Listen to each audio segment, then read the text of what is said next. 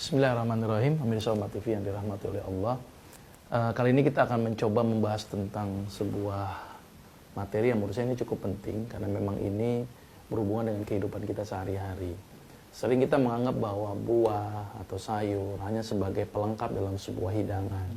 Buah penutup mulut lah, atau makanan pembuka gitu ya, atau sayur melengkapi lauk gitu ya. Tapi jarang sekali masyarakat kita berpikir bahwa ternyata buah dan sayur itu bisa dijadikan sebagai obat dengan dosis tertentu gitu ya.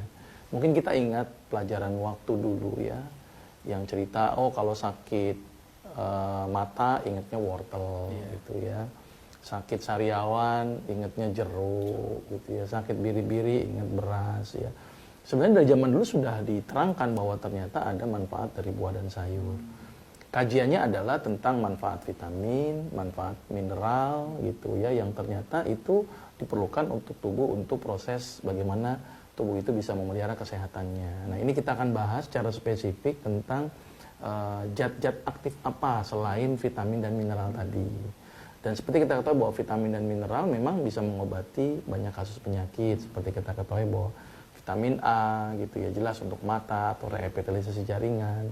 Vitamin C itu untuk memperkuat jaringan kolagen, meningkatkan imun sistem, kemudian sebagai antioksidan.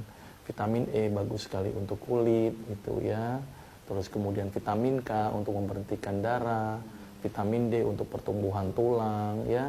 Begitu juga mineral seperti Fe, zat besi yang berperan penting untuk menambah hemoglobin gitu ya. Nah, ternyata hampir mayoritas semua penyakit itu bisa dihubungkan dengan makanan ini gitu ya. Karena kita tahu bahwa tubuh kita ini sebenarnya bisa tumbuh karena makan. Afan jadi besar gini kan karena makan kan, bukan nggak yang lain ya. Jadi kesimpulannya makanan ini berperan penting untuk regenerasi sel. Nah, konsep pengobatan yang selama ini beredar adalah konsep pengobatan yang tidak memfokuskan kepada regenerasi sel. Padahal sel ini penting gitu ya. Sebagai contoh misalnya penyakit degeneratif seperti diabetes. Itu hanya ditolong dengan obat-obat yang sifatnya long term dan sifatnya simptom. Tapi tidak ada obat yang bersifat merangsang regenerasi pankreasnya. Padahal pankreas butuh makanan untuk regenerasi. Jadi makanannya diberikan gitu ya. Misalnya lagi penyakit yang berhubungan dengan kelainan organ tertentu yang ternyata membutuhkan makanan sebagai salah satu pengobatannya.